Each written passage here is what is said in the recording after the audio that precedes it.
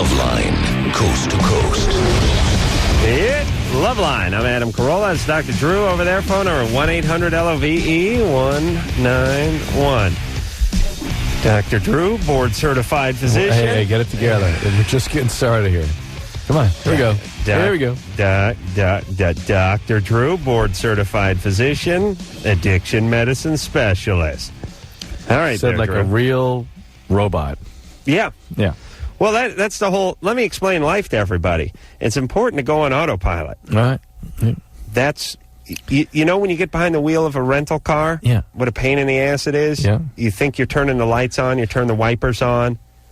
You don't know how to adjust the rear view. Yeah, but you get in your car, you could drive with a 12-pack of Schlitz tall boys in you, doing 80 all the way from the airport, and not remember it when you get home. Well, but that's no the problems. point. You're doing problems. You're doing autopilot well. Right.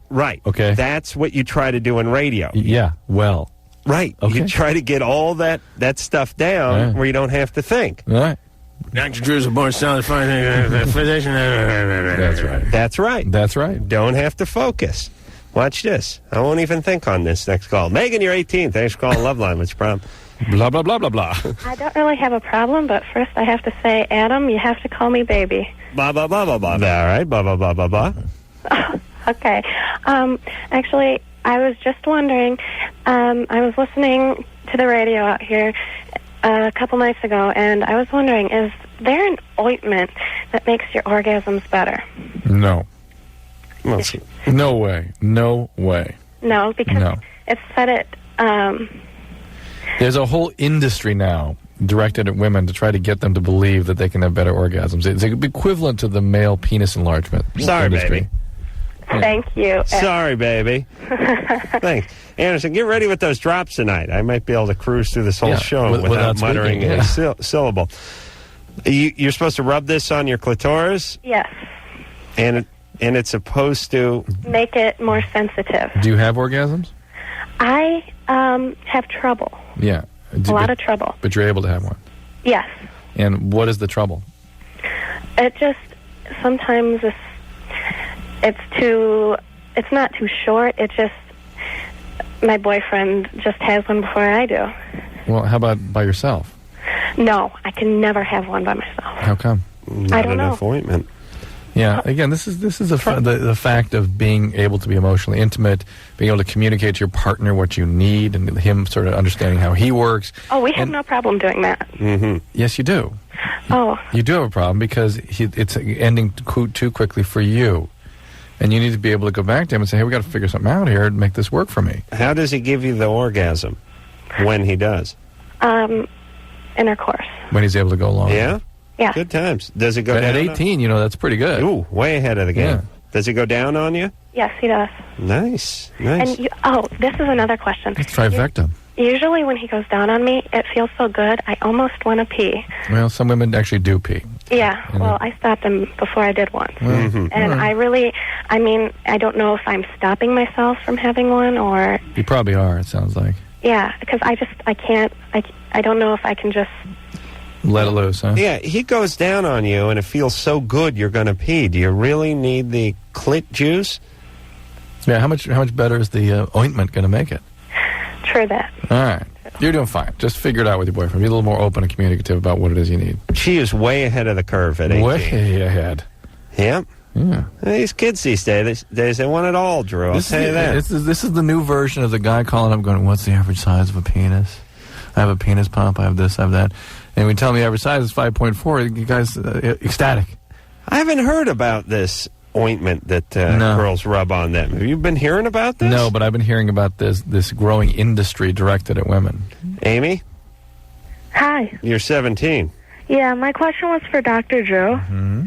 I've been diagnosed with bacterial vaginitis 3 times in like the past 5 months. Mm-hmm. And I was just wondering why it keeps coming back, because I've been prescribed medicine and I've taken it before. What's the medicine? Metrogel. Cream, right?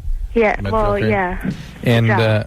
And are you seeing a gynecologist about this? Yeah, I've seen one 3 times. Drew, what's the difference between a cream and a gel? Gel is translucent. The gel, it's a different suspension medium. I don't know. Gels seem to be, light seems to pass through gels. Yeah, generally. You know, they call those things they put over the lights in movies.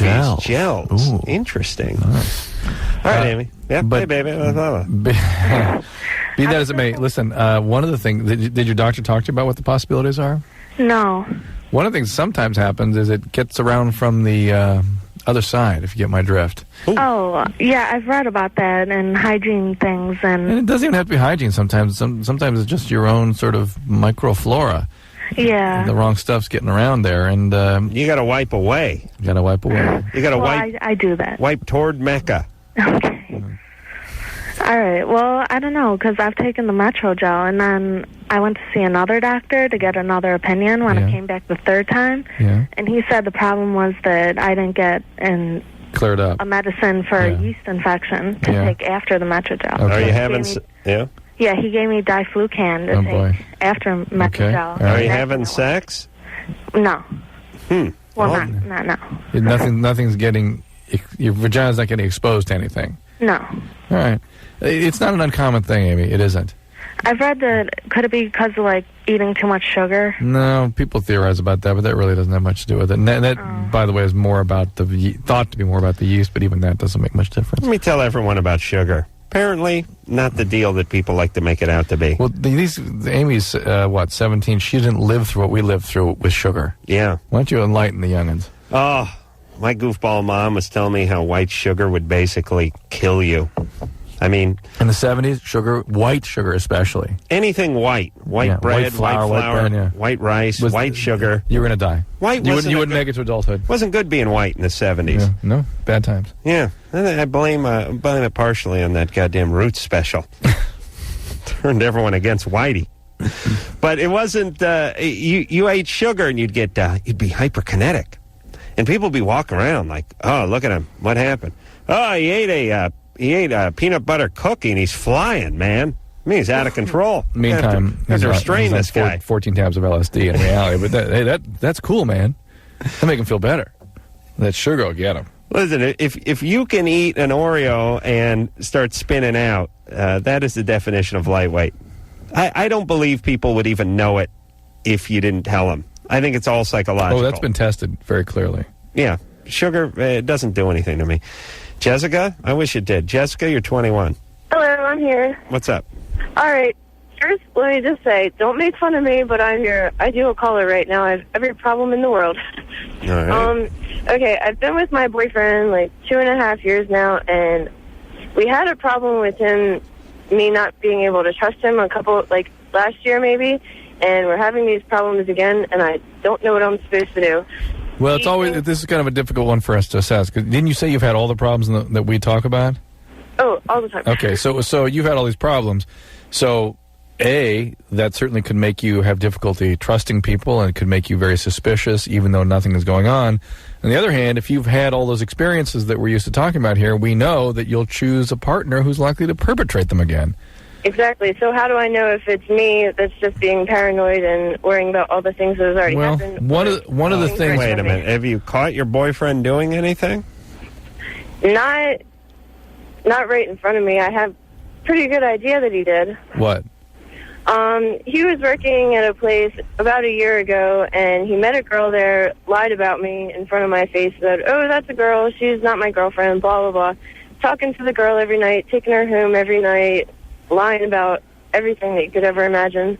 So I kind of came to my own assumptions. What do you mean lying? Right in front of you, saying this isn't my girlfriend? Pretty much. No. Pretty much? We're not looking for pretty much here. Exactly what did he say in front of you? What were the words you heard? In front of me, yeah, I lied about you being my girlfriend because I don't want to be with you, and I don't want this right now. All right, so that was a year ago. So he wanted to break up a year ago. Does he want to break up now? I don't really know. I talked about it to him. I said, if you don't want a relationship right now, if you're not ready for it, then at least just tell me so that I'm not kind of hanging around here. So I can kill myself. I want to be with you, but then he messes around. Like tonight I was supposed to meet him, and he didn't come home for 2 hours. So I'm like, what's going on here? And 2 weeks ago... This is less about cheating and more about just disrespect. Yeah, a couple weeks ago we were out in the city, and some girl called, "Oh, where are you? You're supposed to be at the bar with us tonight. What's going on? Where are you?" He was quick to hang up the phone then. How do you know what she was saying? Oh, she was screaming. I could hear it. I was right next to him. Like over the music. Holy Christ. All right, well, why don't you break up with him? He's a dick. He doesn't sound like he's too into this relationship. But am I supposed to think that maybe I'm just a little bit of a paranoid person because of stuff that has happened? There's no doubt you're a mess, but this guy's an idiot, and you have our permission to break He's up. just mistreating you. I don't care what it surrounds, it's mistreatment. Take a little time for yourself. Chill pill. Take that chill pill Dr. Drew has prescribed. Steven? Hi. You're 17? Yeah. What's up? Hi. About 4 years ago today, I was assaulted by my stepbrother. You were 13. Yeah. Mm-hmm. Today, huh? You know the date. Yeah, it's pretty bad that way. Yeah. And my question is I'm wondering how strong is the probability that that experience can lead to, like, bisexuality? You were raped? Yeah. How old was your stepbrother when he did this? He's about a year older than I am. He was 14? Yeah. How did he rape you? It's a long story. It happened right under my dad's nose. It happened in the shower. Where was your dad? He was in the living room. What were you doing taking a shower with a 14-year-old when you're 13? The guy walked in. Yeah, basically. You weren't taking a shower with him? No. And he walked in, you were in the shower. Yeah. And what did he do? He basically, We want to know specifically. Did he hold you down? Did he, make it so you couldn't yell for help? Yeah, he held me down with his body weight and everything, and he told me not to say a word. Or what? Or he would, kick my butt or something. Yeah, so that's when you start screaming louder. Better to have your butt kicked than your butt pricked. Well, I did. My grandfather used to say. Well, I did actually scream, and my stepmother knocked on the door and said, "What the hell's going on?" That sort of thing. Yeah, and then why didn't you say, "Help me, help me, help me"? Because what I'm getting at is you must have been physically or sexually abused before this. Yeah, he occasionally molested me between the ages of 9 to 13 at that time. All right, well, that's much more important. So, this wasn't the important incident. Yeah. This was just one of many. This is just one you've chosen to focus on. Mm-hmm. Well, the anniversary's coming up. Well, you were being abused for 4 years before this. Yeah. And that's why you were unable to assert yourself. And I suspect, I would even bet further, that somebody sort of manhandled you even before that. Yeah, my dad. Well, there you go. There you go. So that's that. Now you've filled out the sort of profile. So now, do you think you're bi or gay or? More leaning towards bi. Well, bye. But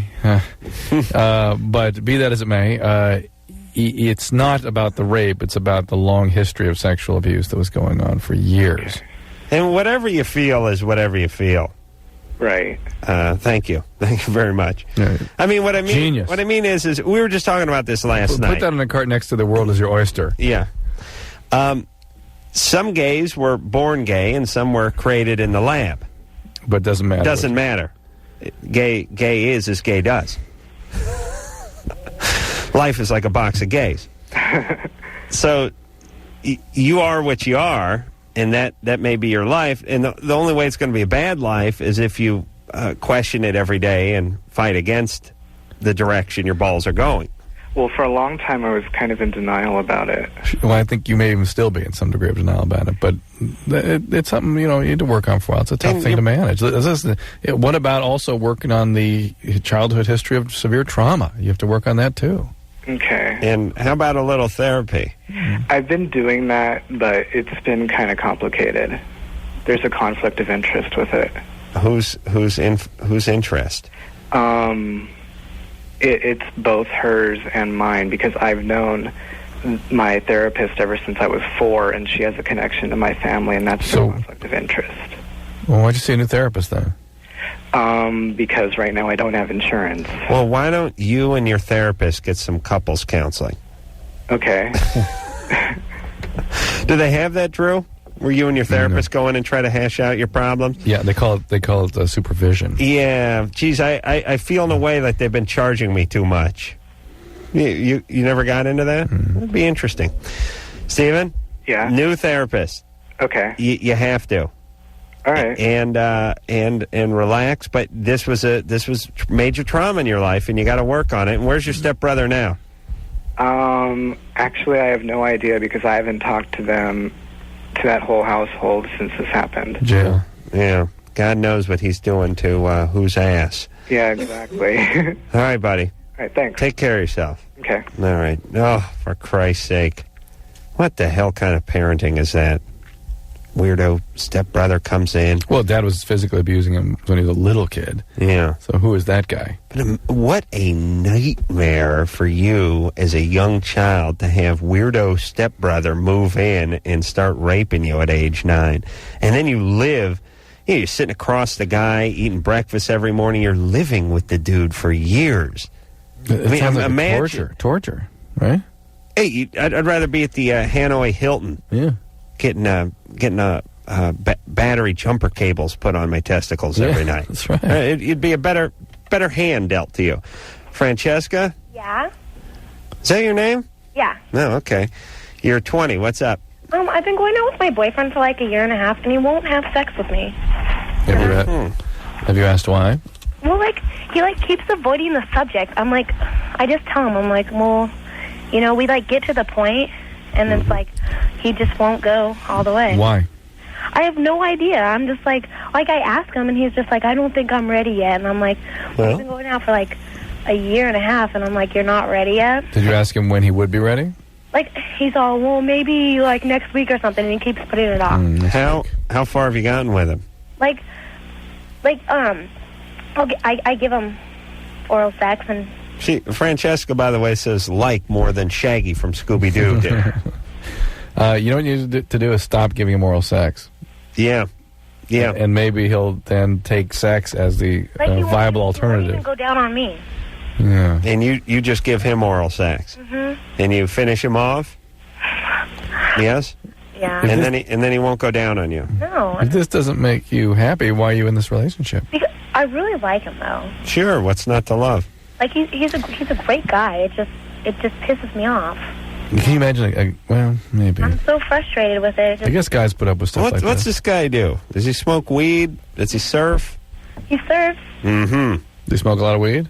Yeah. How old is he? He's 21. Maybe he's had some. Well, we're only speculating. Who the hell knows what his deal is? We'd have to talk to him. But maybe he's had some erectile difficulties from the pot. Most surfers are in some sort of suspended, retarded animation. Yeah. They really are. Yeah. They have no idea where they are. It's a combination of sewage in the water, the sun, I think the salt, seagulls picking at their brain, cutting class every day and going surfing, smoking tons of weed. They're almost retarded, surfers are. Yeah. Yet, they live a great life and get a ton of tail. Should I give him an ultimatum, put out, or... I'm not sure the ultimatum, but you need to get some more honesty going here. If he gave you an explanation for why he's being the way he is and you understood, maybe you'd even support it.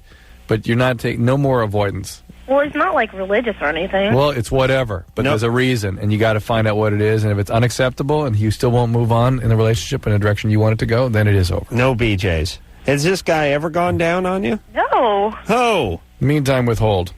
Year and a half? You've gone down on him hundreds of times? Yeah. He's never gone down on you? No. Bad time. This guy's broken beyond repair. Maybe. He really is. Look, Drew, seriously. A guy who can't get it together in the beginning honeymoon phase of a relationship. A guy will not put out sexually, will not go down on the woman, who gets nothing but oral sex from her and will never reciprocate. Think about the kind of guy this guy is. Yeah, I mean, he could be a really serious a-hole. He's an a-hole, and to change him around that's a full-time job. Yeah. Yep. I think she should move on. Kip? Hello? You're 18? Yep. What's up? Well, when I have sex with my girl, I can't keep my erection. Mm-hmm. Why am I troubled by this call? Already? I don't know. Something bug you too? I didn't even believe him. Yeah, I didn't either. Are you on medication? No. Has this happened with every girlfriend? Nope, it's happened the last 4 months. With the same girl? Mm-hmm. How long you been with her? 2 years. And it was no problem the first year and 8 months. Nope. How old is she? She's 19 now. Drew, what are you looking at me that way for? Just, you don't believe him? I don't know, just something weird. It's a weird vibe. Anyway. Yeah, this doesn't sound like much of a bogus call, though. Yeah, it's true. No, I'm dead serious. All right, Yeah. no medication. Are you anxious? Is something going on in the relationship? No, everything's fine. Are you afraid that it's going to happen each time you have sex? No, You're not worrying about it when you get going. no. How long into the intercourse does this occur? He says 10 minutes, Oh, but sorry. 10 minutes is a pretty long time for just sort of pounding away. How long does it take you to ejaculate usually? See? What do you do, hang He up? hung up. Well, Now he's back. Are you Yeah. there? Yeah, How long did you say it was? about 15 minutes. 15 is what it was or what it is now? What it takes him, and then but he doesn't What get it there takes, usually. because he's 10 minutes. He's gone. Yeah, I never finish. Normally it takes him 15 minutes to finish. Now he's losing it at 10.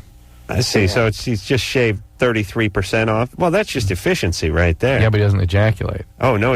Loses the erection, no Right. ejaculation. Right. Aha. Oh, that's bad times. Can she finish you off with a BJ? No, I can't get it back up after that. I have to go to the bathroom. To do what? You urinate. Yeah. It's weird. Because it's irritated? No, I don't know. Everything feels okay. It just goes down, and then I have to go to the bathroom, and if I wait a little while, it comes back, but then it goes away again. Right, and no medication. Never been on medication. Nope. And no medical problems. Nope. And the relationship is okay. Yep. And is she okay? Does she have any problem with this? Well, she just asks why all the time, and I don't know why. Do you masturbate? No, every once in a while. Yeah. No, yes. Well, how often? Probably like 3 times a week, maybe. Oh, why don't you lay off that for a while? Really? That's a lot. For a guy who's having an active sex life? Oh. Yeah, it's a lot. Yeah. Yeah, I was going to fire back, but I really have nothing to compare it to. Yeah, lay off that, see if maybe things aren't... There's some very significant vibe I was getting from him. I don't know what it was. Yeah. But it was something we couldn't get at in a few minutes here. Well, there's something that 18-year-old teenage guys have, which is a sort of insincere vibe. Yeah. Oftentimes, it's a kind of a flippancy. Yeah, it's an elusive, flippant kind of antisocial vibe. Right. When I get that, I assume any question I ask, the answer is going to be no, not me. But half those guys have real questions. Yeah. They just can't really turn off their sort of flippant a-hole vibe. No, I understand. But I also, if I want to sort of dig for something, I ain't going nowhere. This is why, by the way, I couldn't be a school teacher, because 5 minutes of that, I'd end up taking a swing at every third or fourth boy who was in my class. You know what I mean? Yeah. When you're explaining to them about what you want them to do over the weekend or some homework assignment, they were just standing there. Smirking at you. Yeah. I'd end up just giving one a karate chop. I'd snap into my patented praying mantis position. Yeah. And then just like the Karate Kid. Right in the place that would paralyze him, make him drop to the ground. Yeah. Yeah. Yeah, that little karate chop. Yeah. Right in the trapezoid area. Right here. Drops them. Yeah. Pow. And they're usually passed out, well, for long enough for you to get away, whatever that is. All right, we will take a break. When we come back, we'll speak to Robert, who's 21. Last 2 girls he went down on had white, sour-tasting substance down there. Nice. Yeah. Maybe he got drunk and went down on like a tostada. Baker. Hey, and who, by the way, Drew, I know you think we're going to commercial, but I don't know if this is a California thing or an L.A. thing, but who decided we needed a metric goddamn ton of sour cream on top of every Mexican dish? I know you don't like that. I like that. You do? Yeah. That is like white trash. I like dumb. that. I know. You order... Boy. You order an enchilada, and they take this huge... wonderful. Sour cream and guacamole. Well, side by side. Guacamole I'm fine with, but do they use sour cream in Mexico, or is all cream sour in Mexico, or how does it... Well, they don't use sour cream in Mexico. Probably not, yeah. This is just a bad L.A. thing.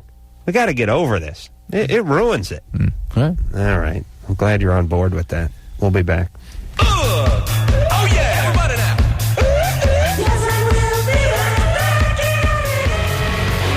Hi, it's Mike Ness from Social Distortion, and you're enduring the Love Line with Adam Carolla and Dr. Drew. Jeez, we haven't heard from him in a long time. No, we have not.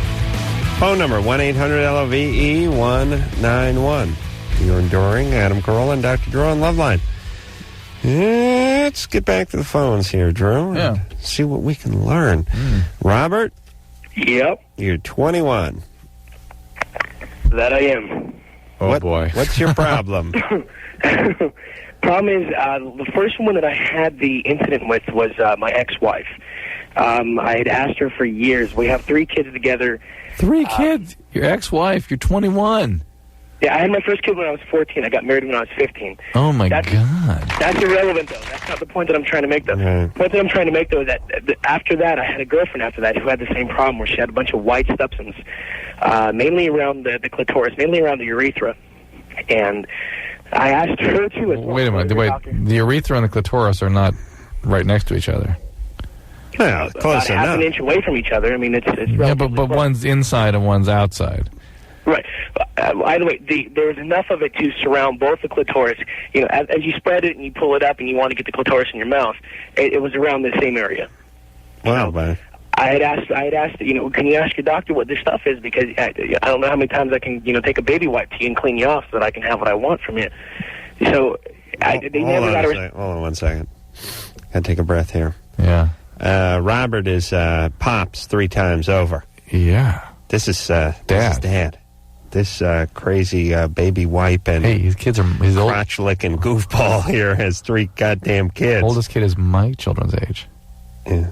You know my favorite part is? When we get back, we'll hear about how great a dad he is. Yeah. All right? Yeah. Oop, hold on a second. Robert? Uh-huh. Yeah. Where are your kids? My kids are at home with their mother right now. Uh-huh. And do you see them? I see them every morning, yes.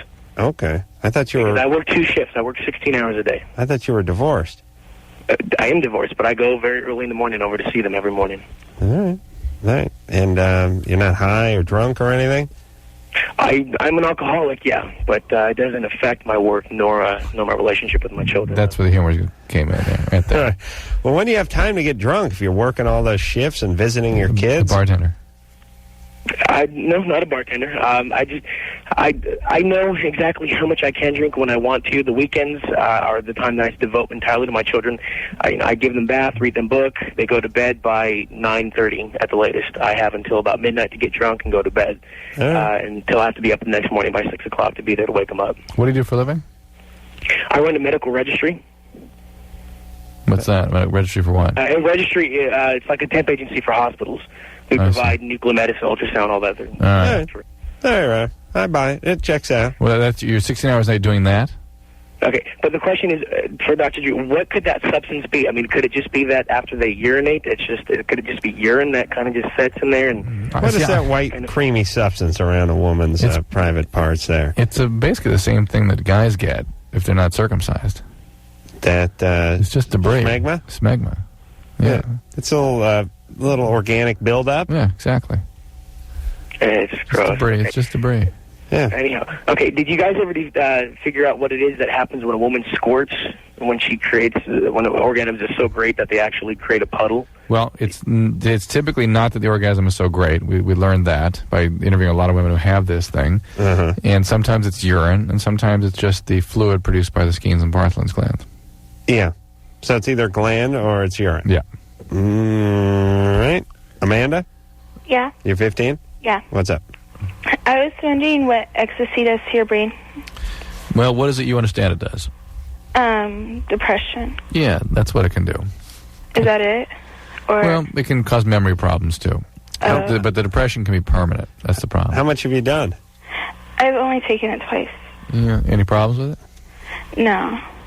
Well, why don't you lay off now? You're 15. Your brain is still growing at your age, and when people that study these things do find a lot more disruption of the brain growth and injury to the brain in people your age. Do you plan on using your brain? Yeah. What do you want to get into? When I grow up, I want to be a psychologist. Psychologist? And it's not, well, you're getting off course rapidly. Okay, so kind of get it together a little bit. If you can't, if you're using lots of drugs, if you're having trouble stopping, then think about a recovery program. Okay. All right? Okay. All right. All right, baby. Good times, huh? You doing okay in school? Not really. Yeah. That's also off course. How are you going to be a psychologist if you don't get good grades? I don't know. Oh, all right. Well, you got to start now because you're going to have to get into a good college, then a good graduate school, and then a good residency program or training program, clinical program. Can you get good grades if you never do get good grades? I don't know. Yeah, I didn't know anyone who could. Some people turn it around. No one I knew. I've known them. No. Amanda? Yeah. Yeah, let's, I don't want to find you in junior college 5 years from now. Okay. All right? Okay. All right.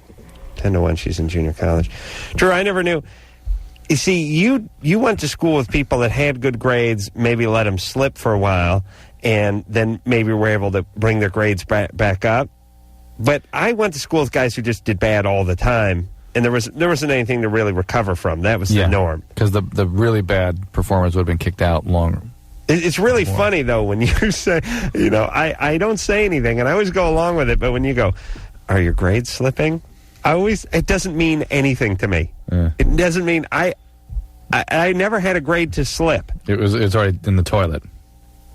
It was just, you got D's and a sprinkle a few F's in there, an occasional C in ceramics class. Did you ever get a really good grade in something? Ever? 6th grade plus. Oh, from 6th grade on? Yeah. I could have got a B in PE. No. Maybe. I mean a class. That was the one, though, that's the one I think that used to fascinate my dad so much is I was kind of a jock and sort of a star football player, and I played Pop Warner football for 7 years, and I'd get a C in PE, and of course I'd do horribly in English and math and everything else. Your self-concept was, I'm C and beneath. Therefore, whatever level I'm performing in whatever class, can't go past a C because I'm the C student. Well, also, I think teachers start to get onto that and find out who you are, and I think they're filling the stuff out, and they're like, well, this guy, he did the same thing as everyone else, but he's a C student, so we'll give him a C, and we'll give the guy an A. I would go back to something that you say to people all the time, which is, well, a lot of variables out there. There's only one variable that's fixed. I'm talking about in a situation like PE. Like, I don't know why I got a C in PE all the time. Different coaches, probably every semester, different people. No, same ones. You weren't just a big jack-off. Oh, yeah. Okay. I used to do stuff like come on out in a pair of jeans, and then the coach, who were really more Gestapo agents than they were PE coaches. A lot of frustrated ex-Marines and guys that were divorced and freaked out. They'd yell at me to go back in the locker room and put some shorts on, and I'd pull the shorts on over my jeans and come back out again. Just out of curiosity, did you ever see anyone... Well, that was good for a laugh, though. It is good for laughs. It was funny. Important training for you. But be that as it may, did you ever see anyone who actually got like a B plus in PE or an A minus do that? Yes? No. Oh, no. okay. Didn't see a lot of those guys. So let me get right. So the teachers had it out for you. Okay, got it. Check. Check. I'm keeping notes here. How dare you? I did not kiss the man's ass. What's the I want to point? make that perfectly You clear. You avoided that at any cost. But scholastically, there was never anywhere for me to slide. Me sliding, my grade slipping would just be from D to fail, or possibly from fail to fail. There wasn't really anywhere to go. Failed to expelled. Yeah, I think I'd go from fail to toss out of the school. Yeah, so I never understand that, or your grade slipping. And no, I never did get higher than a C in any class of any significance or meaning, if that's what you're asking. That's what I was asking. No. Because what I was looking for, was there any teacher that connected with you, inspired you? No. Put some faith in you, and you reciprocated? I couldn't do it. I couldn't read or write. There's nothing I could do. I never took algebra. I did all right in math. Not algebra, math. Arithmetic, that's called. Arithmetic. Okay. Senior year of high school in a math class, everybody. Arithmetic. Arithmetic. Okay. Multiplication tables, working on those. Okay. Yep. And here's the moral of the story, everybody. Millionaire. Literally millionaire. So, you do the arithmetic. Chris? Yes. You're 30.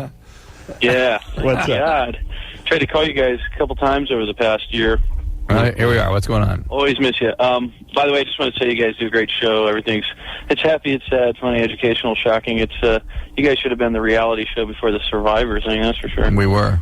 Well, that's what I mean. Yeah, you guys should have got the credit for it. Whatever. Come out. Yeah. Thanks, exactly. buddy. Okay. Whatever.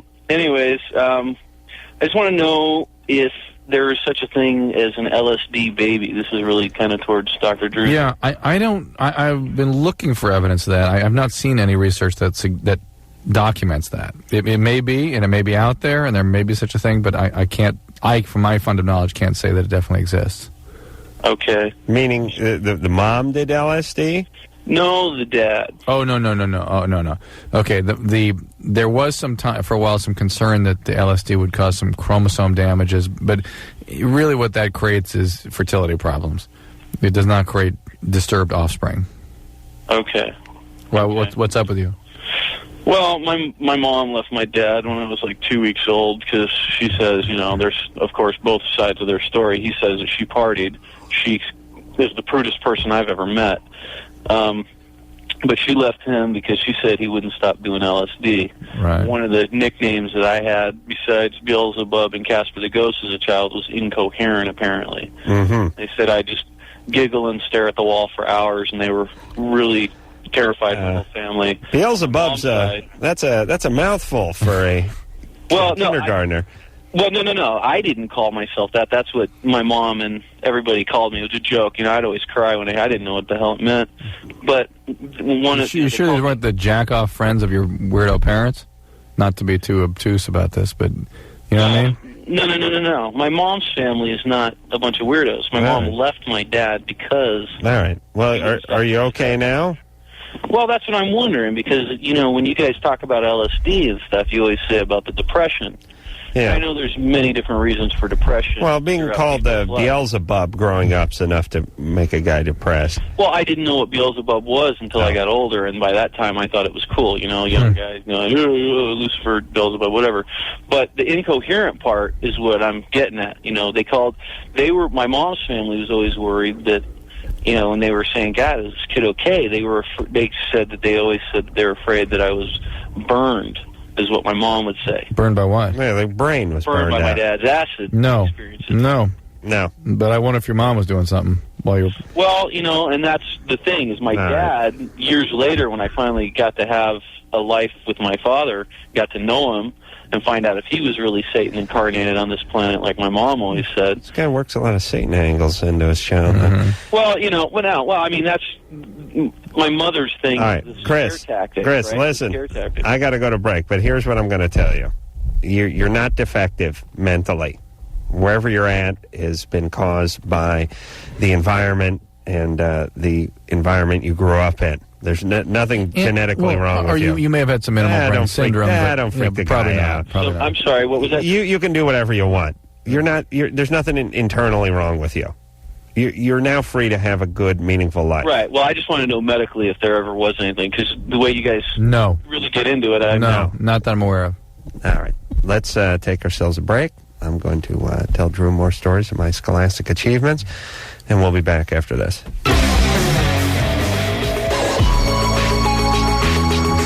What's up?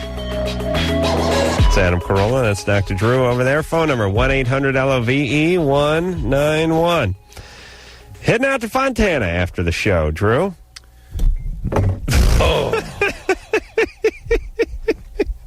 Why don't you tell people what just happened? Drew made a stabbing grab for his microphone. Apparently had something that couldn't wait. He yanked on the mic, and the cord grabbed my coffee mug and dumped it all over the console and possibly onto Drew. Is it going into the holes? Oh, yeah. Oh, yeah. Yeah, don't worry about it, though. Yeah. Here won't make any difference. Yeah, it won't make any difference here. If this was another studio that had equipment that was not taken off a pre-World War II Soviet sub, it would probably make some difference. But although one problem you do run here at Westwood One is you short something out, and they don't make these vacuum tubes anymore. They were hand-blown in the Soviet Union in the early 30s. As I survey the scene here, the mess, Yeah. it's kind of remarkable. This is the first time this has happened. And Remarkable. we've dumped coffee before, but not like this. Not in the grand scale like this. no, this was an explosive, aggressive move Drew made good. toward my coffee cup, and no matter what he says, you'll never convince me that wasn't an attack.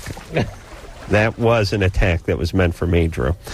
Anyway, what the hell are we talking about? Yeah, I'm going to Fontana tonight. Big NASCAR race tomorrow. Got to do a little man show business, so that'll be good, being on the road about 1:45 in the middle of Bum F Fontana.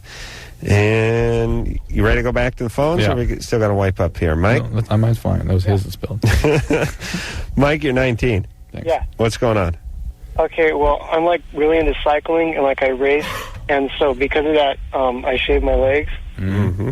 and I have a problem with like kind of inflamed, like ingrown hairs where my seams of like my clothes, my jeans and stuff. So you shave with like a razor. Yeah. Do I'm a you racer. do you shave for cuts, or do you shave for wind resistance? Wind resistance. What's cuts mean? Well, if you Get road rash. yeah, if you have a hairy leg and you go down on your bike and cut yourself up, It rubs more. and you got a lot of hair on you, it's kind of a mess, you know, Yeah. which is part of it. Well, this is what women deal with all the time. How about you get some of those like Lycra spandex things and pull them up? I wear those anyway. You can get lasered in that You area. wear those and you shave? What about the that's the stuff that idea. you use? Yeah. Hey, they got this bump juice you can put on your troubled areas. Okay. Kind of works after you shave. New skin. No, it's called something else now. But Mike, Yeah. go to a beauty supply place Oh, great.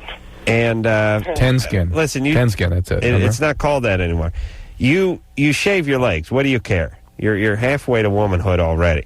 Go to the beauty supply place and tell them you want something for razor burn and shaving bumps and ingrown hairs.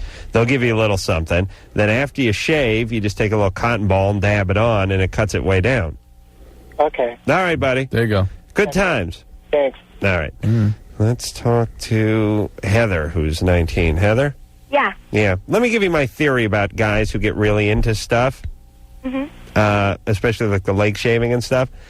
I think they do it so that people can go, why'd you shave your legs? And then they can give them the long spiel about racing bikes. I really don't think the wind resistance is that much at the level that he's at. He's not in the velodrome at the Olympic level. Heather?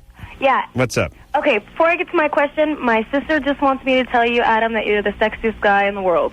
How old's your sister? 9? She's 22. 22. Nice. I've there's been much speculation surrounding that for many years, but never any confirmation until now. Well, there you go. Thank you. Think about what that says about women and how they assess attraction. Just put your history into that little. You know, I am tired of being called a physically unattractive man when there's nothing wrong with me. I'm not saying that. Thank you. I'm just saying that in high school you couldn't buy that kind of compliment. Hell no. And now because you're of stature, the perception has totally changed. Yeah. Isn't that wild? My less than D average did not turn the ladies on with this, combined with the ceramics major. Heather? Yes? All right, so what's your question? Okay. I moved up from San Diego to Costa Mesa, California to go to school like 8 months ago. Costa Mesa. Costa Mesa, it's near Huntington. Orange Coast? Yeah, I went to Orange Coast College. Ooh, community college. Ooh, yeah. And I met a times. boy up there, and we started dating. But I got in a fight with my dad, so I had to move back home to my mom's house. But we're still together. But I don't know if it's going to work out because we fight all the time about us going out, and I want to kiss another guy to see if it's really still there or not. See if what's really still there, your tongue? No, my feelings for him, because it's like up there, he was like my everything. I hung out with him all the time. And now that I don't see him as much, I'm kind of like, Yeah, but if you're asking those questions, it's done. You're done. You're done. Well, no, because, okay, I really, really like him. Yes, like him is the operative word here. This is the best friend theory. Yeah. The best friend theory. How far away is the Orange Coast College from where you are? An hour and a half. Yeah. Yeah. That's an eternity at 19. You're done. It's over. Put a fork in it. It's all done. Okay. You believe me. You're not going to marry this guy. He was your everything for the same reason that your best friend lived next door when you were growing up. Yes. I was going to say very good point, but that's my point. I'm saying I'm making your point for you. Yeah. I offered you the prompt, and you didn't go for it. So. Well, look at it this way. Why does everyone's best friend magically live across the street or next door to them growing up? Why? They're not their best friend. They're the dude who lives across the street from them. That you spend a lot of time with. Yes. Yeah. And the best friend sits behind him in high school or in junior high. But when you get older, you get to really find out who your best friends are, because it has nothing to do with proximity or location. And oftentimes relationships drag out of high school and they go on longer than they need to. And everyone gets that way. Women have it and men have it equally. But we're telling you, and Drew, you'll shout this from the highest mountain. It's over. It's over, and the average high school, first year of college relationship probably goes on 8 to 12 months longer than it should. Average. We'll take a break. LoveLine. We'll be right back. LoveLine, everybody. I'm Adam Carolla. That's Dr. Drew over there. Anderson, who won that Kings game? No. Kings won? Yeah. Wow. Overtime. Another big OT victory for the Kings. Where'd they come from this year? Don't know. Don't care. But wish them all the luck in the world. And that's the great thing about LA fans is we don't move until something moves first. Yeah. We ain't going out and supporting losers. They didn't have the top 1% of the a-holes nationally move to L.A. to support a 500 hockey team. Yeah. We wait until the second round, then we start to get up. And but the good news is about L.A. fans, the second something becomes somebody or a team or anything becomes a winner, they jump right on. And they'll pay a fortune for tickets and things. Yeah. They'll pay for the tickets. You'll see a lot of Kings jerseys around town, and it'll be Kings mania if they can win this second round of the playoffs. The Penguins also won. The Penguins won too, which Anderson's must be Anderson's team. Yeah. Pittsburgh, I'll tell you, that town has diehard sports fans and has more champions in that smallish city compared to just about any other city. Of that size, yeah. Yeah, you think about the Steelers dynasties and the Pirates and the Penguins. Jesus. They don't have a basketball team, though, do they? Never did they? Hello? Bridget? Yeah. I have a list of questions, but each time I call, I'll just knock one off, so that's why I'm going to keep calling back. But I can't go to rehab until I'm off probation. And this kid was on the other night, and he was like 15, and you told him that if he got addicted to opiates now, that it would be almost impossible for him to come back from. At 15, it makes it very difficult. If you've been using heavily since the age of 15...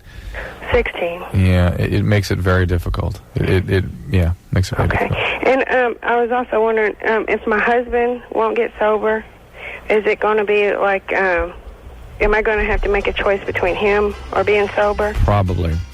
Because he's from Florida, and he'll move to Florida, and he'll take me to court over the baby, and he'll probably use this against me. But if you're sober and he's not, and you're the mom, I think it will not be a big problem. What are you into, heroin? Opiates. I mean, pain pills, Oxycontin. Vicodin. And your husband's into booze? Yeah. I called the other night about my husband, or it was about going to rehab with my kid. Right. And you're on probation right now? Yeah. I've been on it for 3 years, and I'll probably be off in about 2 months or so. What are you on probation for? A pound of weed. Okay.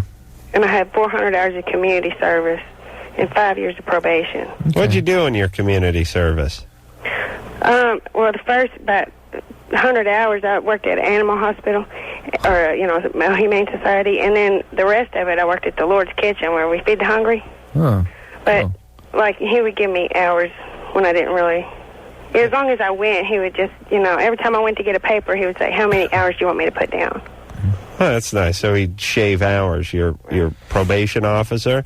Yeah. Or your hours tabulator? Yeah. What's else on your question list tonight? I got it's a bunch of different questions, but this is like the only ones I have for tonight. Okay. I really don't understand why if you're so young, why is it harder to... Well, one of the sort of fundamental issues is that during adolescence, your brain is developing, and you're usually also developing coping and hitting developmental milestones. And if you're loaded, if your brain isn't functioning normally, you don't go through, both your brain doesn't grow the way it normally should, and you don't go through the psychological milestones. So basically, when you come off the drugs, you are developmentally 14, or wherever you were when you started using drugs. And to grow up again from a young adolescent as an adult is very challenging. Yeah, I got a plan. It just struck me. You know how I'd like the government run like a casino, essentially? Yeah. High rollers get the big suites and the comped buffet. And as you know, I put myself in the high roller club tax-wise. No kidding. I'm going to shell out $500-600 grand worth of taxes in any given year. Feel like I should get a little extra bang for my buck. Little something from Uncle Sam. Sure. Instead of abuse. Another parking ticket and the garbage man throwing that baby into reverse and hearing that beeping sound about 6:10 every goddamn Friday morning. Yeah. Here's my plan, Drew. Yeah. How do you think this would fly with the taxpayers?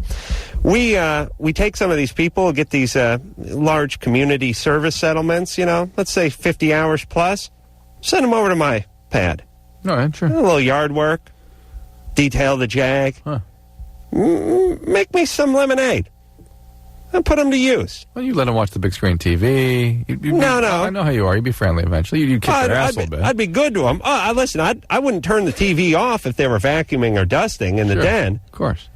But I'm just saying, instead of sending these guys down to the soup kitchen or off to the roadside, essentially helping people who aren't paying the taxes, these people have a debt to pay to society. I look at me as more society than the guy at the soup kitchen. I think what you're basically saying is the people that are being served at the soup kitchen ought to also come to your house and be of service. I'll leave them alone. They can just stay at the soup kitchen and serve themselves. Okay. But let's send some of these offenders over my way. Put them to work in the yard. I'm going to look into this, Drew. Utopia. I think I might have something here.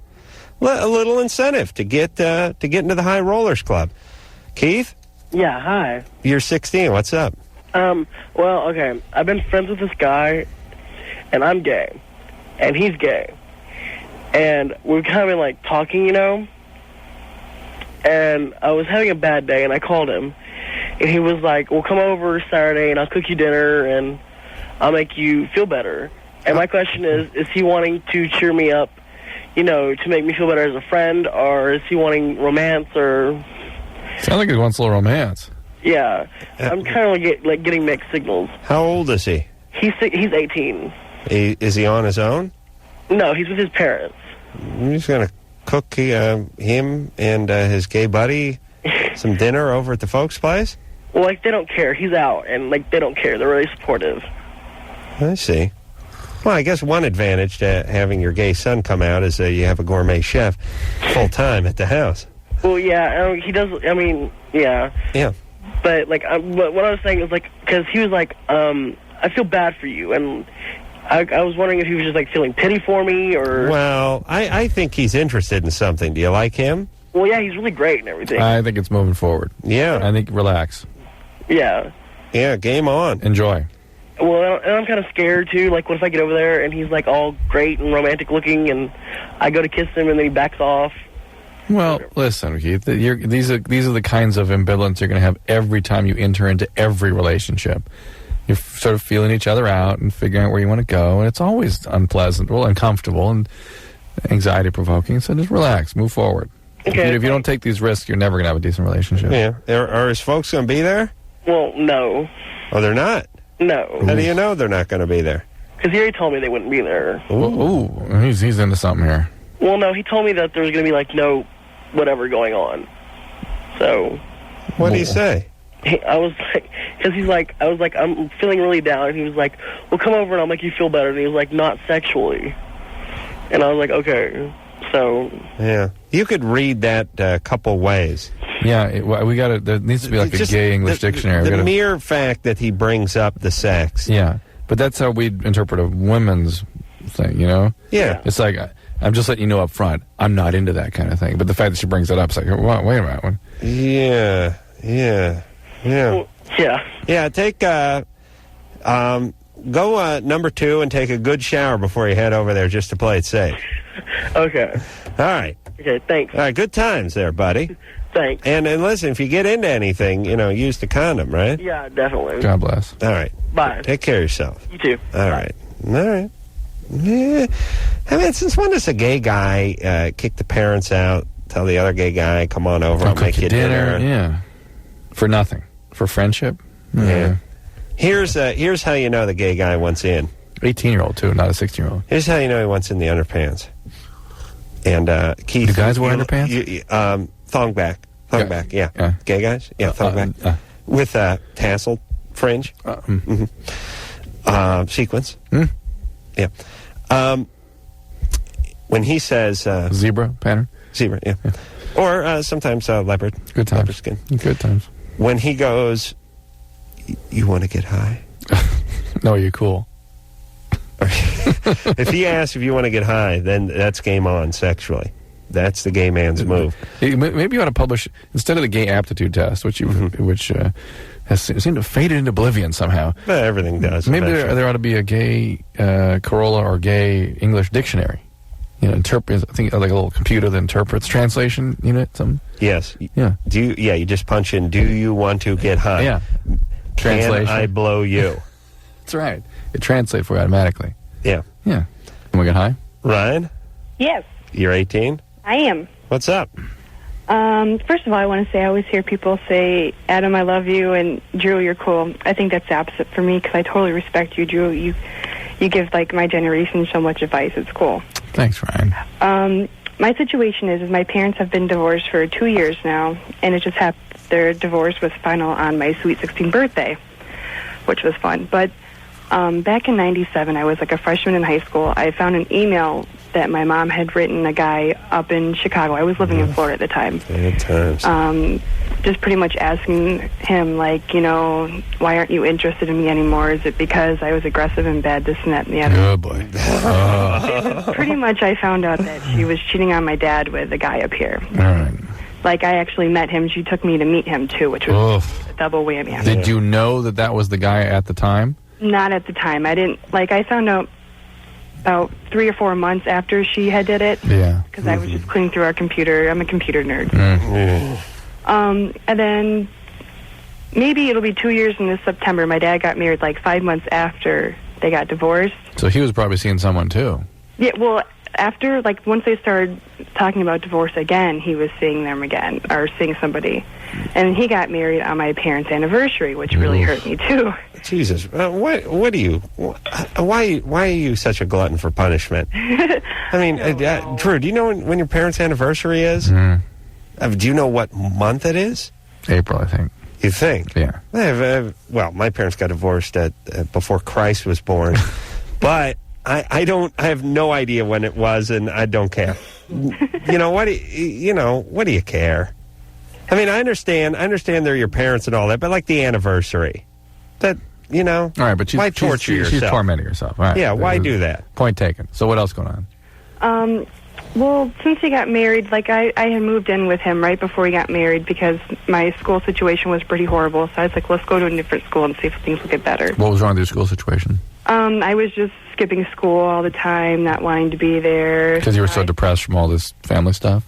Kind of, yeah. I just kind of found my friends as my escape, and they were always doing it. So all right. So what do you get? What are we building to here? What's the question? Okay. Well, the thing is my mom was all upset because of the way my dad handled the situation. She said he couldn't wait until the divorce was final or anything to move in with her, or wait until divorce was final or anything. And she's concerned about that because of how it affected you? Pretty much. It's because we didn't know that they were engaged or anything until they were almost married. So she is seeing how this is upsetting you. Yes. And then she's sort of piggybacking on that and colluding with you and talking to you about how awful the dad is, so she doesn't feel guilty about what she had done. Yeah, so my question is how do I appropriately bring to her, how can you, say this about my dad if he's happy now, and get all angry at him if you were going to do the same exact thing? Why don't you first of all set up some groundwork rules and set some boundaries with your mom? You're both my parents. I love you both. So for you to begin colluding with me because it makes you feel better Mm-hmm. doesn't help me. It hurts me. Yeah. And then point out to her, and if she gets weird about it, you might remind her that she was involved in something long before things went down with the divorce. Yeah, I tell you, when these parents start working each one against the kid, the worst thing of all. I mean, it's just the worst thing. Yeah, how selfish, how retarded do you have to be? Yeah. You can't get past that. Yeah. You got to draw your kid into this and start brainwashing the kid and giving them screwed up, ambivalent feelings. What, are you running for goddamn Senate? Hey, it's all exploitation. You're exploiting your kids to make yourself feel better. Yeah, just leave the kid alone. Yeah. Your marriage didn't work out. He took off with someone else. You were trying to get in, with somebody else. Just leave the kid out of it. My God. Brandon? Yeah. You're 16. Yep. What's up? All right. Whenever me and my girlfriend have sex, if I orgasm inside of her, she says it really burns her, and then after that, if she tries to go pee, that stings. Well, that's probably just irritation of the whole area around the vagina.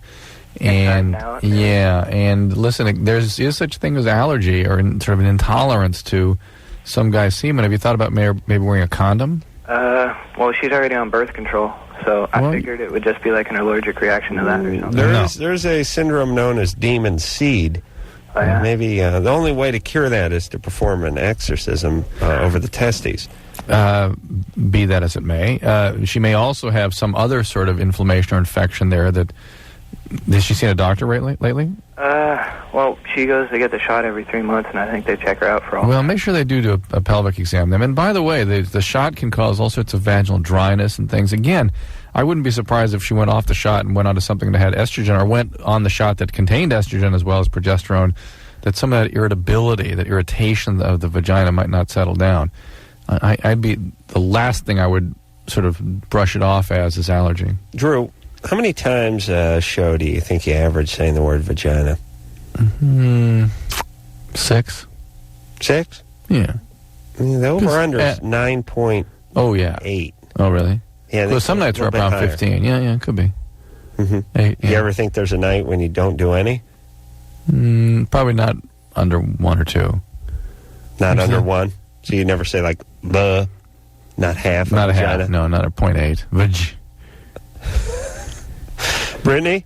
Yeah, I'm 17, and I've been using narcotics and alcohol since I was 13. Good times. Yeah, and since I've gotten clean, I've been clean for a month. I've been having these crazy nightmares. Using nightmares? No, just nightmares, just things that scare me, like ghosts and monsters and weird stuff. Are you on any medication? No, I'm not on any medications. What drug? I used to be on Prozac, but my doctor took me off of it. What drugs were you using? Acid, drinking occasionally. Well, more than occasionally. Smoking bud almost every day. Oh, well, okay. And so now I'm in AA, NA, and I've been clean for a month, and I've been getting these nightmares. So I don't remember dreaming at all through using. Well, your sleep becomes severely disrupted by drug use, and everyone that stops using drugs will have disordered sleep for up to about 6 months. And most people, the quality of that disruption is that they arouse very, very frequently. So they feel like, even though if we were to watch you sleeping through the night, to us you would be lying there snoring. To you would feel like you've been up all night. Because every 5 minutes you'd kind of arouse and wake up a little bit, or the quality of the sleep would be very poor. With that, there's also oftentimes very disturbing dreams, often around using, and it's your brain healing. It's your brain coming back to life, and you give it some time. It'll take a few months, but it will get better. I'll tell you something that helped me with my dreams, Drew. Is I keep a notepad on my nightstand. Yeah, and if I have a bad dream, I will wake up. And I will write down what happened in the bad dream. And then the following morning, I'll tear the sheet off the notepad and use it as a bib when I whack off. Or, I thought you were going to say toilet paper, but bib is a little more biblical. That offered some closure. I could see that. For me. I would have a series of weird dreams and kept a tape recorder by me, but I think I've mentioned this to you before. And, really? Yeah, so I'd get up in the middle of the night and I'd dictate off what it was just happened, because I could never remember it in the morning. And the first time I did this, I went running for the tape recorder first thing in the morning. I was excited to hear what it was I'd said. And what I heard was this. It was nice. Good times. There was a recipe for gazpacho on that, right? I always get, I don't know where I rate the people that get nutty about keeping track of your dreams, but somewhere in with the tantric sex people and the ghost people and the UFO people. Yeah. It's one of those neither here nor there. You know what I like? I like when the dream experts are on some talk show and somebody calls in and they get an argument with them about how they dream. Like the person will call them, they go, Dr. Jackson, dream expert. I don't dream. I don't think, oh, yes, you do. Everyone dreams. Well, I never remember them, and sometimes I dream, and other nights, oh, no, you dream. Every night. Every night you dream. Every mammal dreams. And the person's like, well, I guess I just don't. They all dream. It's like somehow if people didn't dream, their business would dry up or something. I'm always like, okay, who cares? What the hell's this supposed to do for you? Yeah. Listen, here's what you do. You have a bad dream, you get up, you feel for your junk, it's still there, you go back to bed. That's right. That's how it works. Sure. We'll take a little break. Drew, you dreaming of urination right now? Oh, vividly. All right. We'll be back.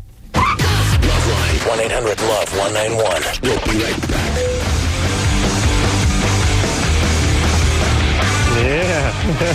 Yeah. Drew's fired up, everybody. Look out. Hell hath no fury like a passionate man scorn, everybody. Drew is fired up over here. I was just thinking about something last night, and sometimes I think I have made this announcement a few times on this show. Nobody is less into their career than you or me. At least in a sort of out of it way. Sure, we like make some money and like everything to go well, but never know what's going on. Jonathan Sheck came in here last night. Yeah. And he sat down, and right before the show started, he said... yeah, this is funny. Jonathan Sheck is that good-looking guy from that Thing You Do movie. He was the real serious one. And he'd done a ton of movies, and he's in the Forsaken movie, which is coming out this Friday. And he's a real nice guy. And he sat down here just before the show started, and he said, we're talking about something, and he said, well, it's no after sex. Yeah. And Drew and I both kind of looked and smiled and looked back down again, and he made like another comment, like, it's not after sex. Drew and I sat there and sort of paused. There was like a little silence. I thought he was talking about something something you do after sex. We weren't sure what his reference was, but it was a little uncomfortable. Yeah. We didn't want to tell him. We didn't know what he was talking about. He was talking about a movie that he was in that we were in together. We were featured in. That we were featured in. There's a Brooke Shields movie, and there's a few other people in it, and we didn't know the name of it. Hey, listen, that happened last night, right? Drew, how many movies have you been in? I don't know. That's it, right? I don't even know. I guess that's it. The only movie... I think that's it, yeah. The only feature film you've ever been in... As far as I know is that. And you don't know the title of it? No. Have you ever seen it? No. Okay, there you go. And what's it? It's been in the video stores for a year and a half now? You want to... you want to see weirder? What did you write down right here? After sex? I saw you writing that down as the thing started. I thought, is he going to talk about something that happened after sex? Still didn't get it. Still did not get it. Jesus Christ. That's so funny. It was yeah. All right, Drew. You got to get a publicist back. Nina? Yeah? Well, certainly because we can't handle our own ass, you know what I'm saying? You're 14. What's up? Okay, I'm calling because, I don't know, like, I don't know if it's something wrong with me or whatever, but, like, all through elementary school, I had just basically guy friends, and now, like, I'm in 8th grade, and, like, none of the guys at my middle school have, like, ever found me attractive, because I'm still friends with, like, a lot of guys, and I've asked them, you know what, do you know anyone who's ever had a crush on me? And they're like, no. No, you're just Nina. Yeah. So it just kind of bothers me. So you're the guy's guy. Yeah. Yeah. Okay. Yeah. The guy's guy, girl. The guy's girl. Right. All right. You're 14. There's a whole long way to go here. Yeah. I know, but like at summer camp, I've had a couple kind of fling relationship things, but I know that's just because people are really desperate at summer camp. No. Yeah. You got to think a little more of yourself than that. Did you go to a very small school? No, not really. There's about 2,000 people there. They always name those summer camps after Indians and things like that. Camp Gitchigumi and stuff like that. They ought to just call it what it is. Like, they ought to one to just call it Camp Bunk Rape. Camp Hump. Well, that may be mistaken for an Indian name, too. But well, that's the point. Everybody gets something in camp. Well, yeah. Even folks who don't get stuff on the outside, like yourself, get something in camp, right? HPV. Yeah. That's right, crabs. Yeah. You're in the 9th grade or 9th grade? 8th grade. 8th grade. Yeah. Just relax. You keep your eyes open. Maybe ask some guys out a little bit. I've tried that. It didn't work.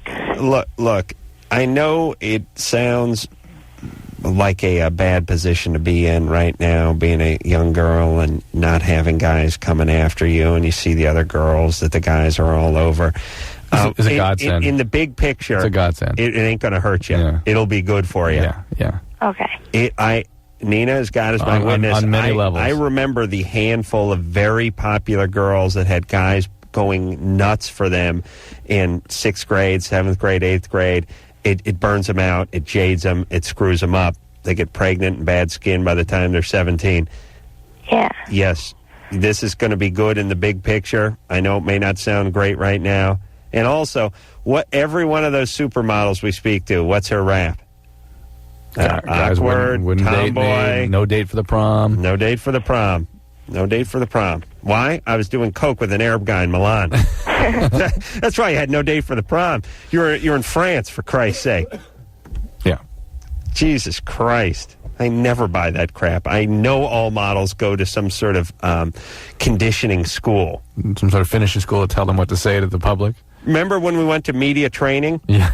Oh, God. I think they sit them down and they go, here's all your right, app. and class, what if somebody asked you what you were like in high school? Yes, Sarah. Well, I was popular and had many... No. You were a tomboy. You were long and gawky, and you had no date for the prom. Hadn't grown into my looks yet. All right, and let's move on to the next question. What if someone asked you how you got into modeling? Jane, yes? Your hand's up?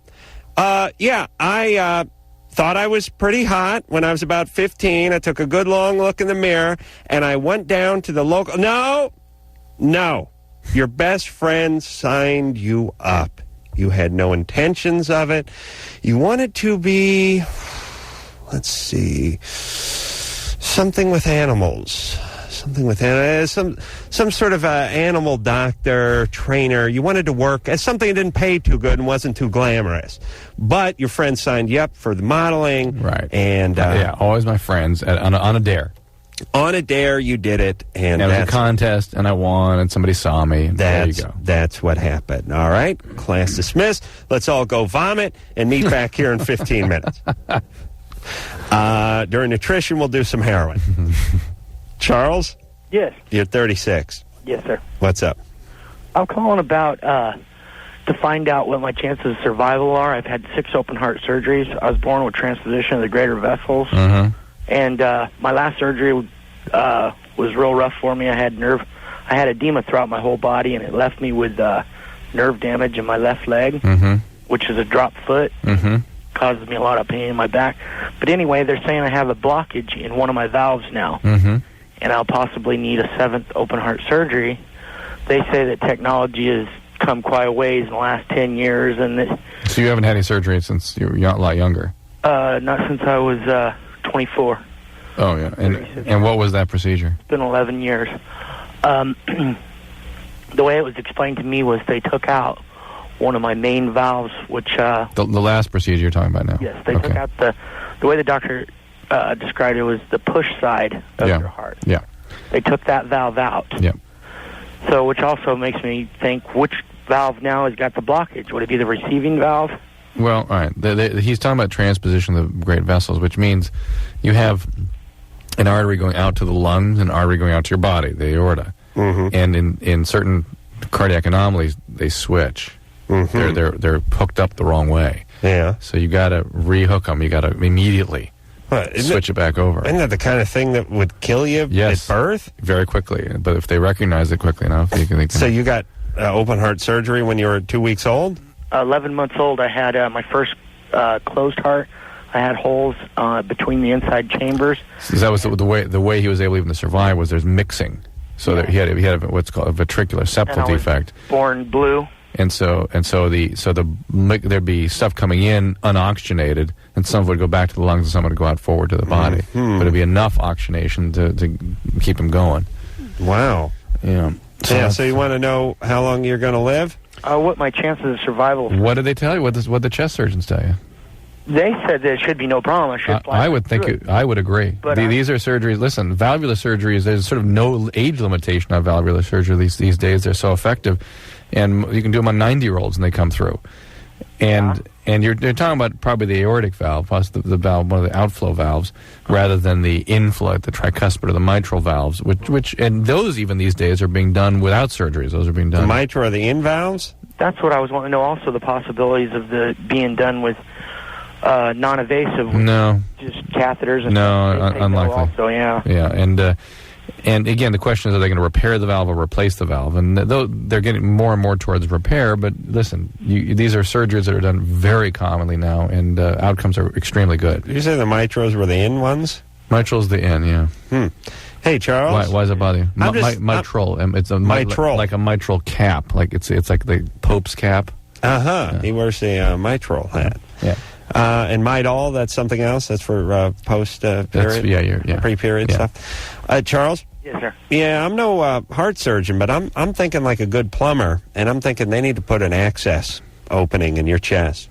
Yeah. Why get the rib spreader out and cut the skin each time? Yeah. And they could just flap that little access open and get to your ball valves. All right. It sounds all right. I mean, it doesn't sound great. No, you're going to be fine. But you'll be fine. Right on. That's encouraging. All right. Thank you, guys. Yeah. Bye-bye. We'll keep our fingers crossed. Pray. All right, I'll pray. Hey, I was wondering, what's the chance of getting a surgery like that televised? I wouldn't know. 50-50. Man Show probably would do a bit about it, wouldn't you think? Yeah. How dare you with who? You want me to pray for you or not? Right. Why do you want to get it televised? I don't know, in case I don't make it. Same impulse that caused him to call us tonight. But listen, if after it's all done, let us know. Call us back. Okay. Someone, Juan is calling in. He's 22. He has an answer as to why good Mexican food was destroyed with that goddamn sour cream. Although Drew enjoys it. Yes. Juan? Hey, what's going on? Hey, Juan, you're 22. What's happening? Yeah, I haven't answered your question. All right. Well, basically, we actually have a cream that we put on our food. It's not sour cream. You know, and that's what I said the same thing. What the hell is this that they're putting on our food? What do you Mexicans put on your food? It's a cream. I'm not sure how it's made, but it's a totally different type of cream, more smooth. And it's good. It's actually good with our tacos and our meat and everything. Mm-hmm. And sour cream just, oh man, it's nasty. I don't see how people eat that. Yeah, white trash. That's what it is, right there. Yeah, my Chicano brother. You can get that at these small grocery stores that they either make it themselves or they bring it from Mexico. Yeah, well, they got, if you live in L.A. or in Texas or Arizona, you probably find some nice, they got those Mexican stores. Yeah, you know what I love? My favorite thing about the Mexican stores is, especially in the butcher department, they got the pig. And the whole thing? Yeah, they got the whole thing, but no, the drawing up in front of the Mexican butcher. Yeah. It ain't a pig, it's Mr. Pig. Mr. Pig. He's wearing an apron, right, and he's chasing Mrs. Chicken around with an axe. Yeah, or with a cleaver. Yeah. And there's Mrs. Cow over there, and she's on the lamb too because Mr. Pig has gone off with the cleaver. And I think, I don't know.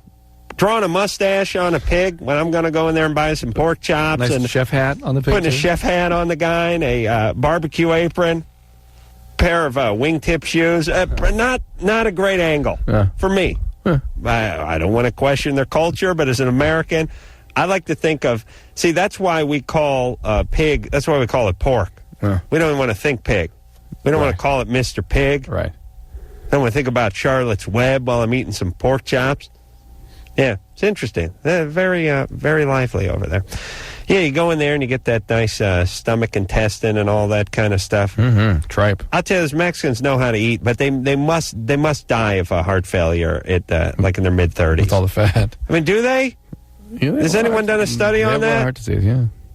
It's just beef, and more beef, cheese on everything. Everything's got cheese. It's just fat, and I mean, don't they? I never hear about those studies. I hear about them doing the studies on Eskimos and Japanese. What they got on the Mexicans? I don't know. bet they're going early. Not a fan. Stephanie? Yeah. You're 19? Yeah. What's up? I had a question about orgasms. All right. Like during sex, I have a hard time getting them. Like I don't get them very often from my partners that I've had sex with before. During intercourse, you mean? Right. Mm-hmm. And I was wondering, like, why that is, or like. Well, you're 19. The majority of 19-year-olds don't have orgasm during. 19-year-old females don't have orgasm during sex. Really? Yeah. What about during oral sex? Nothing at all. Ooh. Turns me off big time. Turns you off. Ooh. Yeah. That's interesting. Were you sexually or physically abused at all? When I was 4 and when I was in junior high. Okay. Because did you say something about needing rough sex? Yeah. And that need for high levels of stimulation. See, I bet if she hadn't been abused, she'd be one of these people that could orgasm during intercourse. Mm-hmm. But somehow that sort of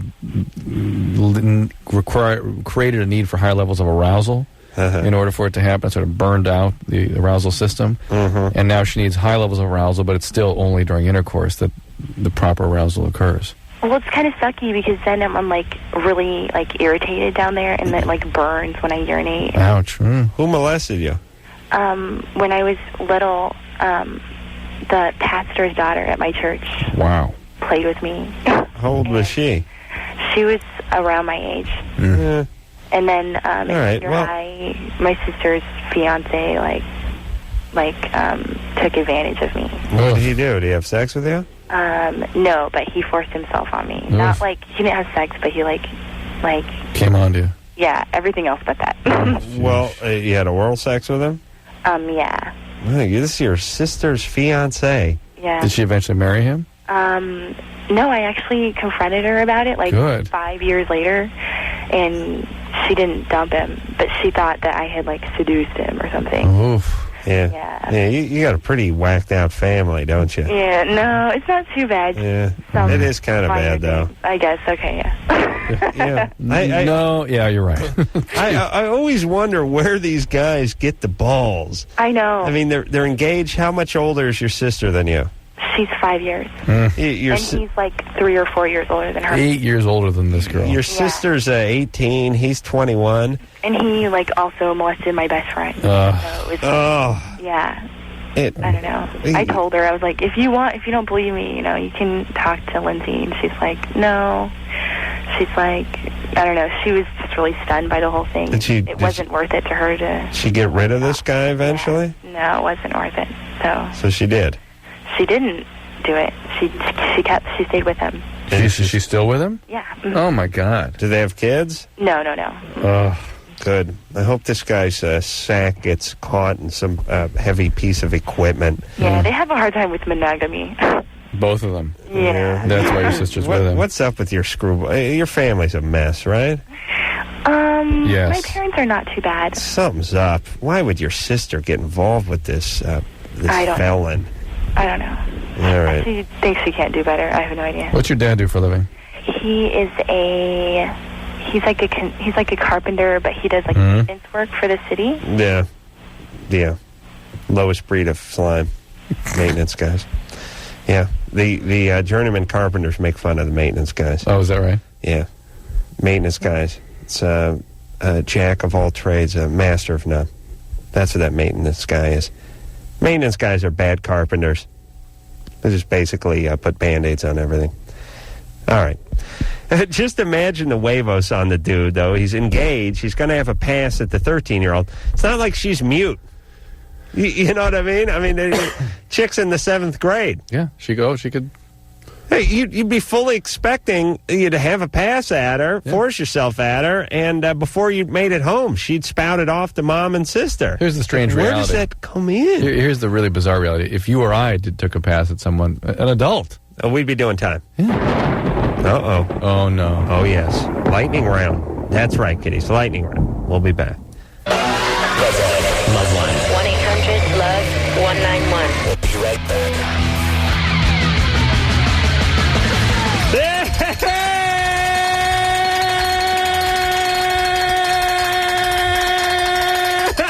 Yeah! Oh, yeah! Yeah! Woo!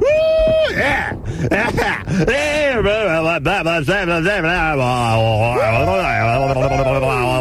Hey, he's Rocco. I'm having a good bar. That bar over there is my left. You're right. Good old Dr. Passionate man. Oh, he puts the pass and you listen to LoveLine right now, smack dab in the middle of the lightning round, the fastest 9 minutes right up. Let's check the time real bad. It's 11:49 and 10 seconds. That's 10 minutes and 50 seconds away from the top of the hour. Right up the winch hour. And right in the middle of the lightning round. Let's go to the phone, see if we can help out some of the youth of America. Let's say Drew. Jim. Jim? Hey, Jim? Let's check time again real fast here, Drew. Jim over there. I was smoking the weed. And it's 11:49 and 40 seconds. That's 10 minutes and 20 seconds away from the top of the hour. Straight midnight. You're smack down in the middle of the line around him. It's Dr. Drew. Passionate, hot man. Mike? Hello? Mike, you're 25. You're on the line around East Rockwell. I'm going to buy and Dr. Drew. What's up, Mike? When me and my wife have intercourse, she tears. She tears. She tears in. Why does she tear? Velcro crotch. Why? It's how does she tear? I guess when we have intercourse, she tears to the point to where we can't. Sometimes we have to stop having sex. Yeah, I tell you there, Mike, I never torn myself a woman. I take that as a compliment right there. You don't got a Johnson, you got a wrecking ball. That's good time. Let me check time, everybody. 11:50 and 40 seconds. That's 9 minutes and 20 seconds away from the top of the hour, straight up at midnight. Yeah, are you just saying that you irritate her so much that towards the back there, where the sort of back of the opening is, it starts getting irritating and feeling like it's tearing? Well, it does. To me, it don't feel like it's tearing, but to her, it does. It's not tearing. Okay. Yeah. Now let's just but Mike, why don't you get a little lubrication on there? Right. I've done that. I mean, I went down there and I gave her, I've orally pleased her to the point where she's just dripping. Yeah, I know, but I'm saying, what now, Mike? That's your saliva that's dripping all over the place. You can go down on your engine block, too. That don't mean you ain't going to throw a rod. You know what I'm saying? You got to put some oil in that crankshaft. Okay. All right, Zach, if you're there, let's have the chat real fast there. It is 11:51 and 30 seconds. That's 8 minutes and 30 seconds away from the top of the hour, straight up. Smack dab in the middle of the fastest 8.5 minutes radio. Let's have a good partner over here, Dr. Drew. Let me tell you something, ladies. He is passionate man. And he is hot. William! We're going to turn the radio down. Let's have another call. William, take a chance, turn the radio down, and hop back on the phone. But before we talk to Bryan over there, 32 years old, line 5, calling from Dallas, Byron. Texas. Let's, Byron, so don't ever correct me on the air, son of a bitch. Let's check the time. It's 11:52 and 10 seconds. That's 7 minutes and 50 seconds away from the top of the hour, straight up. You got the fastest 8.5 minutes of radio. Byron is 32. What's going on there, brother, man? Hey, what's up? I have a question for Drew. I only want to date people that are women, I'm sorry, I'm totally hetero. Women that are of a different race than me. Which one? Which race? What race? It really doesn't matter as long as, they're different from me. Well, what's wrong with that? Huh? What's wrong with that? I mean, is there... I hear there's some kind of self-hatred or something. No. What are you there, Byron? When are you coming in? I'm black. Yeah, black man, and you like the white ladies and the Asian ladies and the Chicano ladies, huh? Yeah, well, it seems to be what I have the most luck with. Yeah, all right. Well, that's your thing. Good times. Well, it's not even that you're so much pursuing them; it's that those are the ones you have success with, and you're happy with that, and enjoy. Not a problem. Okay. All right, there, brother. Keeping it real in his house. Yeah. All right. Once you go black, you never go back. All right, out here. Let's check the time real fast there. It's 11:53 and 30 seconds. That's 6 minutes and 30 seconds away from the top of the hour straight up. The witching hour. Let's hop back on the phone. You're smack dab in the light. Right. Fastest it. Dr. Drew. Passionate. Hot. Ace Rock. Time. Check time. Go to break. LoveLine will be right back. LoveLine will be right back. LoveLine will be right back. Hey, I want to give a big LoveLine shout out to phone screener Sarah. This is her last night. She's done stellar work for us over the last year. She's a delight. Always quick with the coffee and a smile, a joke, and a pat on the back, and we're going to miss her very, very much. That's true. She's a passionate woman.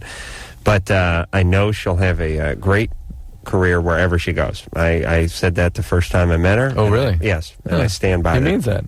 Yes. All right, so we will miss Sarah. And you gave her parents a great compliment. Yes, they did a good job with her. Possibly too good. She's a little cocky. Someone's got to bring her down to earth. All right, so Anderson, great job as usual. Engineer Anderson, producer and Lauren on the phone screening detail too as well. Give a shout out to her, and until next time, it's Adam Kroll for Dr. Drew saying mahalo. And whatever you feel is whatever you feel. This has been LoveLine. The opinions expressed on this show are not necessarily those of the staff, management, sponsors, or this station. The producer for LoveLine is Ann Wilkins Ingle. LoveLine is a presentation of Westwood One Entertainment.